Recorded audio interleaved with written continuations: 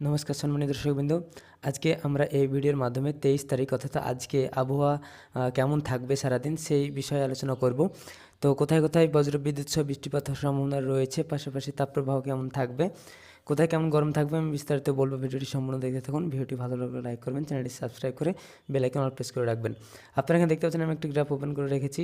এই ম্যাপে সম্পূর্ণ বিষয়ে দেওয়া রয়েছে কোথায় কি কেমন আবহাওয়া থাকবে। প্রথমে আমি বলে দেবো বজ্রবিদ্যুৎ সহ বৃষ্টিপাত কোথায় হবে।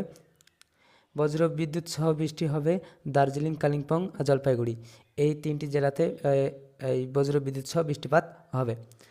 আর উত্তর দিনাজপুর, দক্ষিণ দিনাজপুর, মালদা এই তিনটে জায়গা, এছাড়াও হাওড়া আর উত্তর চব্বিশ পরগনা এই জায়গাতে উষ্ণ এবং আর্দ্র আবহাওয়ার পূর্বাভাস থাকবে।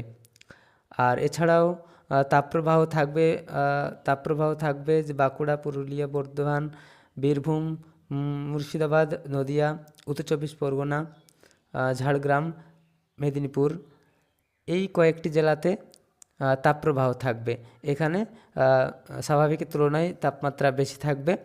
আর এছাড়াও তাপপ্রবাহ এবং তীব্র তাপপ্রবাহ থাকবে। যেমনটা তাপপ্রবাহ থাকে তার থেকেও ডবল তাপপ্রবাহ থাকবে, গরম থাকবে। সেই সমস্ত জায়গাগুলি হচ্ছে পূর্ব মেদিনীপুর, দক্ষিণ চব্বিশ পরগনা আর পশ্চিম বর্ধমান। এই তিনটে জায়গাতে তাপপ্রবাহটা সবচাইতে বেশি থাকবে। এরপরে বৃষ্টিপাত কেমন থাকবে আজকে 23 তারিখ, কোথায় কোথায় হওয়ার সম্ভাবনা রয়েছে সেটা আমি আপনাদেরকে বলবো।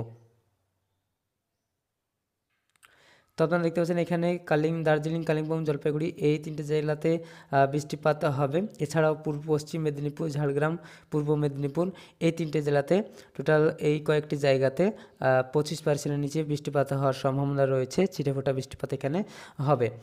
আর 23 তারিখে আর অন্য কোনো জায়গাতে বৃষ্টিপাত হওয়ার কোনো সম্ভাবনা নেই। বাকি সমস্ত জেলাতে কিন্তু স্বাভাবিক থাকবে বৃষ্টিপাত। আর তাপপ্রবাহটা একটু বেশি থাকছে। তো এই ছিল 23 তারিখে আজকের আবহাওয়ার পূর্বাভাস আপনাদেরকে জানানোর চেষ্টা করলাম। ভিডিওটি ভালো লাইক করবেন, চ্যানেলটি সাবস্ক্রাইব করে বেল আইকন অল প্রেস করে রাখবেন।